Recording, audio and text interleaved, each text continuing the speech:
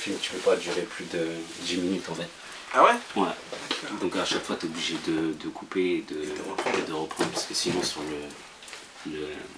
la carte... Bref. Ouais. Salutations à toute la nation, j'espère que vous allez bien tous et toutes. Monsieur Lee de retour pour un nouvel épisode de 0 à 100. Aujourd'hui, je suis avec mon gars Nesta. Yeah. Aujourd'hui, c'est pas un débat, ça va être une interview que je vais faire de mon gars. On va vous expliquer tout ça, il va vous expliquer son parcours, puisque vous avez devant vous un futur entrepreneur, non, pas un futur, mais un futur millionnaire, un futur, une personne qui va peser lourd dans vos vies. Et donc, moi, je l'ai eu, je pourrais dire, je l'ai eu avec moi. Donc voilà, jingle tout de suite, et sous.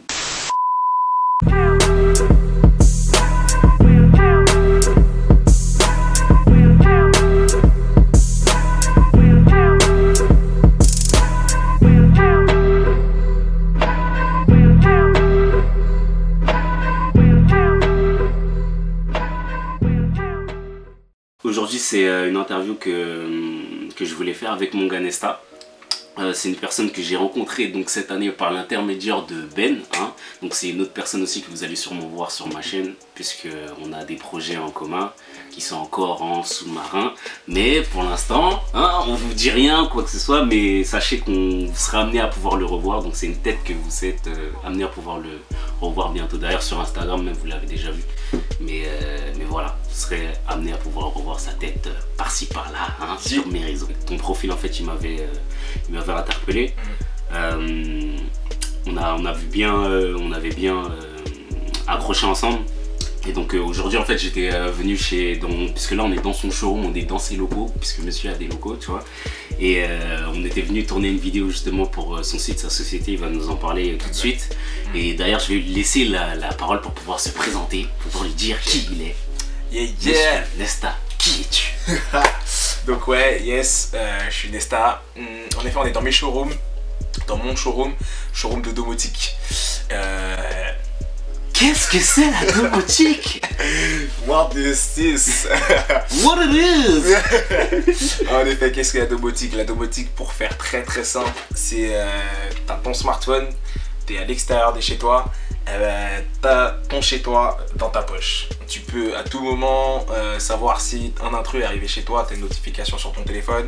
Tu peux allumer, éteindre n'importe quel éclairage de ta maison, régler une température à l'avance, au dernier moment. Tu peux faire absolument tout ce que tu veux via ton téléphone. Et également, elle peut se gérer automatiquement. Je veux dire, la température, elle va le gérer automatiquement. S'il y a des intrus, les lumières vont se mettre à clignoter pour faire paniquer l'intrus. Tu reçois une notification. Enfin, c'est plein de choses comme ça qui vont te permettre de simplifier ta vie, améliorer ton confort et également réaliser de grandes économies sur ta facture électrique.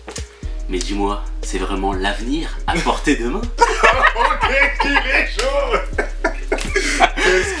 C'est son slogan, c'est un truc de ouf. Tu vois Retour vers le futur 2, mais ce gars là, c'est le gars qui va vous vendre tous vos trucs dans vos maisons là, tu vois, toute la technologie qui sera dans vos maisons, et ben ce gars là, ce sera ce gars là qui va faire ça. Installer tout ça. Voilà. Marty McFly, attends-moi bien. Et je vous montrerai d'ailleurs quelques images, puisque dans son showroom justement il m'a montré quelques trucs.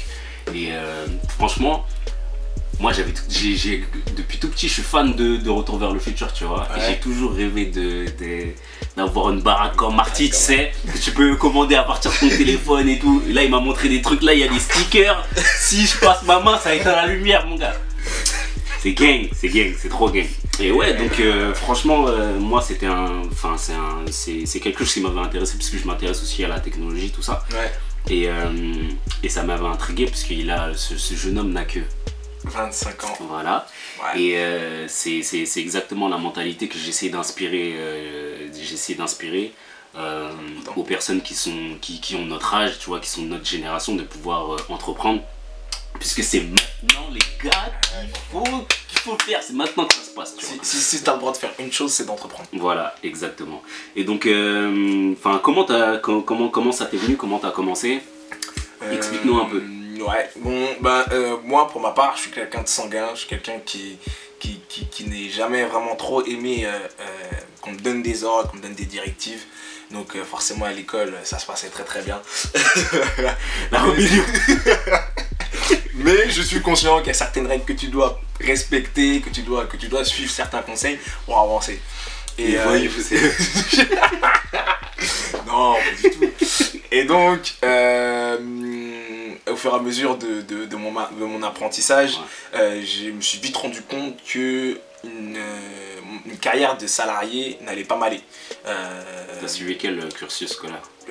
Cursus scolaire, en fait, mon gros problème, c'est que j'adorais lire, j'adorais tout ce qui était littérature. J'aimais bien tout ce qui était un peu science, etc., avec les produits chimiques, les petits mélanges, j'adorais aussi. Et j'étais très intéressé par tout ce qui était technologie, les ordinateurs. Je démontais les ordinateurs chez moi, les vieux tours, la prise là, tout ça. Je me disais putain, pourquoi ils s'allument pas? J'avais trifouillé, des fois ça s'allumait, des fois ça brûlait. Mais j'adorais manipuler tout ça.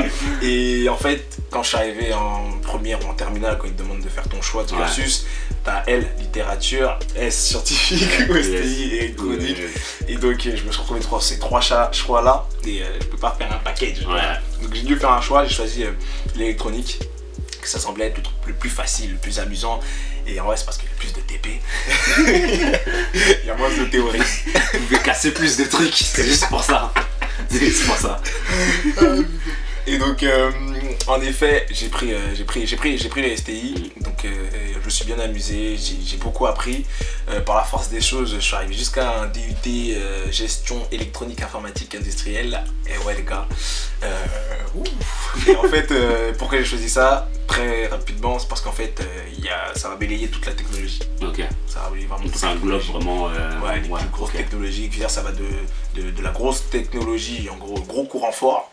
Et ça va jusqu'à la programmation. D'accord. En gros, ça va vraiment tout le cycle de la technologie, tous les trucs techniques. Okay. Et je me suis dit, quitte à faire un truc technique, autant savoir tout faire. Autant savoir tout faire, ouais. Exact. Et donc j'ai fait un stage dans une très grande boîte. Et derrière ça, ils m'ont tout de suite pris en CDI. Donc j'ai fait 4 mois de stage chez eux. Et ils m'ont tout de suite pris parce qu'ils m'ont engagé direct. Parce que en fait, j'étais déterminé et que j'aimais ce qu'ils me donnaient à faire. Et donc forcément, ils veulent des gens intéressés, ils veulent des gens qui aiment ce qu'ils font. Même si j'ai fait pas mal de... Même si, c'est vrai, je fais pas mal de conneries. Je fais des conneries. Parce que j'aime bien toucher, j'aime bien tester. Et franchement, quand t'es chez un client, tu peux pas tout faire. Ah mon gars, ça fait mal. Bon, quand t'es en stage, tu peux te permettre, tu vois. Et donc, ils m'ont tout de suite proposé un CDI. Et moi qui aime pas le salariat, on me propose un CDI. Ah ouais, j'hésite. Aussi étonnant que ça puisse paraître, j'ai hésité longtemps. Mais je me suis rendu compte aussi avec ce cursus-là que j'avais découvert une vraie passion, c'était la domotique. Et je savais que pour démarrer une entreprise, je pouvais pas démarrer de nulle part. Je m'étais jamais vraiment renseigné, j'avais pas de réelle expérience. Surtout en fait, pendant ces 4 mois-là, j'ai appris que le monde du travail, c'est un peu de ce que les profs te disent. Et le reste, ça doit te débrouiller. Voilà, donc ça n'avait pratiquement rien à voir avec ce qu'on m'avait dit. Entre la pratique et juste le conceptuel, c'est ça. Il y a un grand écart. Il y a un grand écart. Et donc j'arrive dans le monde du travail, ça n'a rien à voir avec ce que je m'imaginais, moi en tout cas. Et donc je me dis, il faut que je fasse une expérience. Donc j'ai la chance de faire 2 très gros projets. Je suis passionné, j'aime ce que je fais. Donc je prends des positions, je prends des responsabilités, je gère des équipes. Mon plus gros projet qui m'a fait vraiment kiffer, c'est l'hôtel de Crillon sur la place Concorde.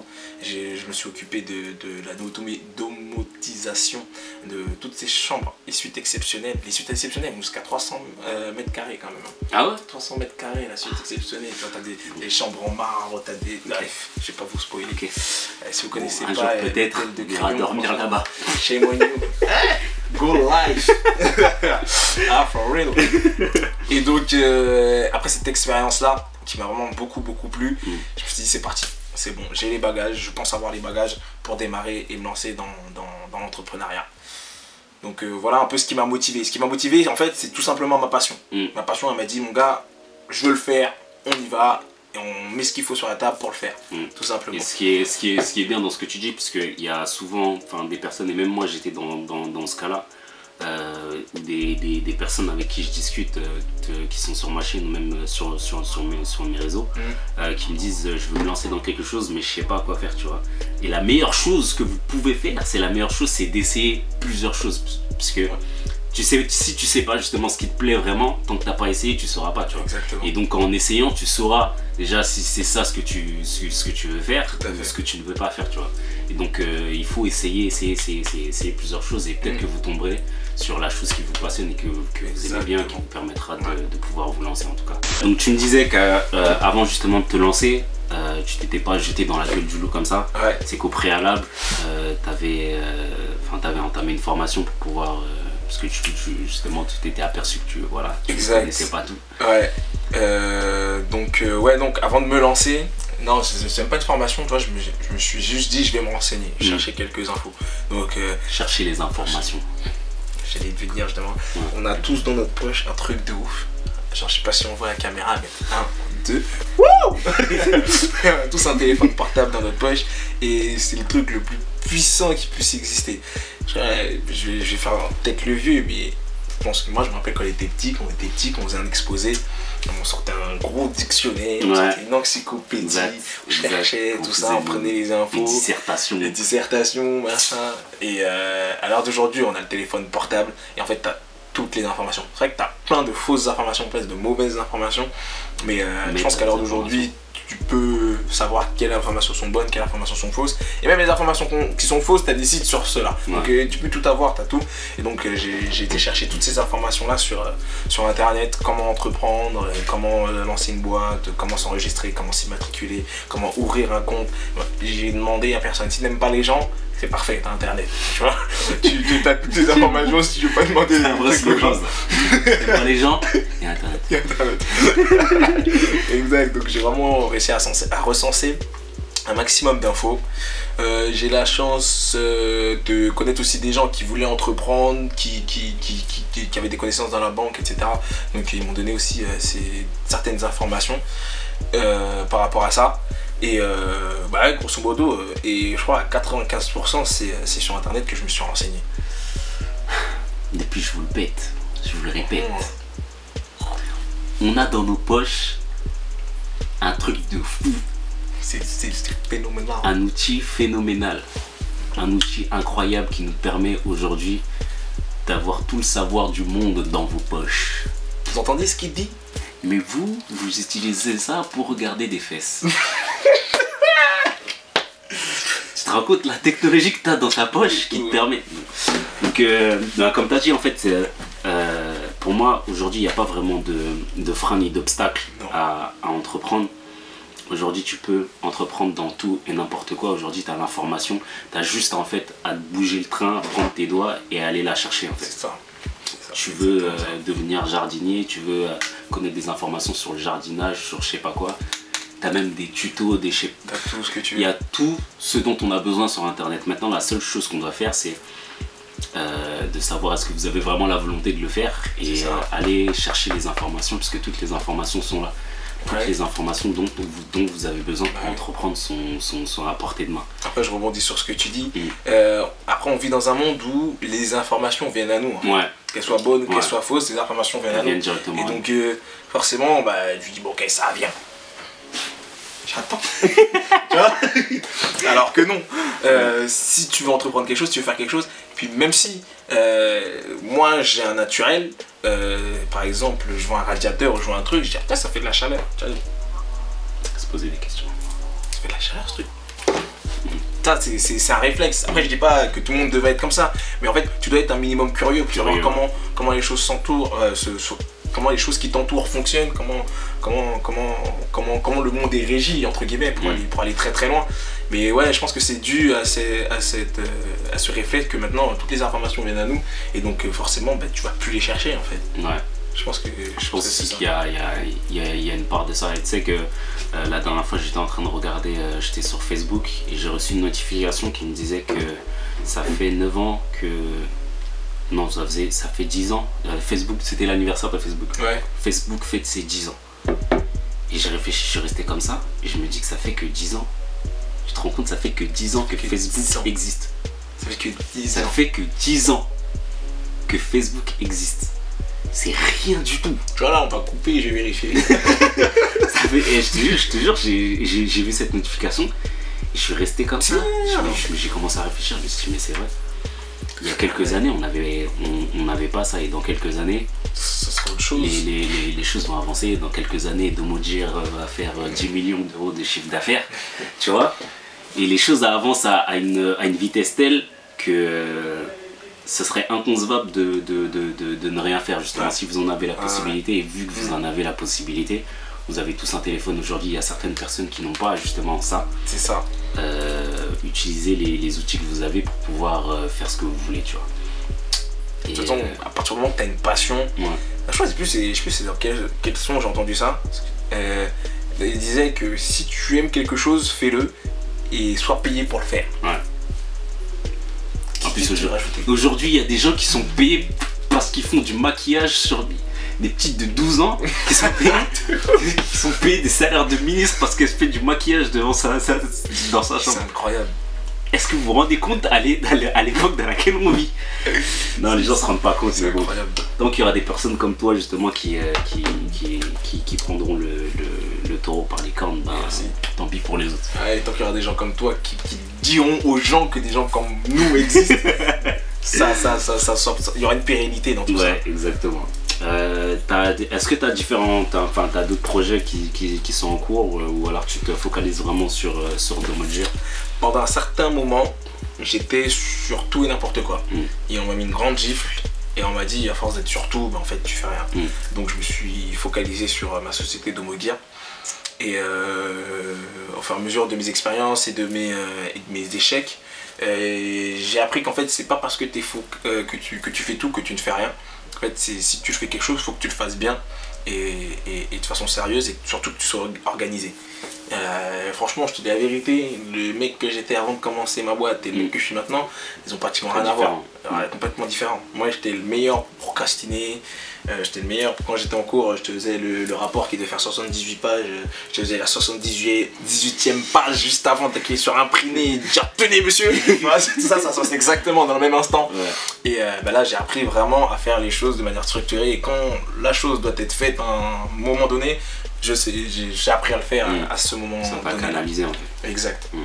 Et donc pendant ces 1 an là, je me suis concentré sur ma boîte Domogear, mais c'est vrai que je mettais de côté et que j'enfouissais dans une boîte au très fond de moi pas mal de passion, pas mal de choses que je souhaitais faire. Donc j'ai eu cette petite frustration là.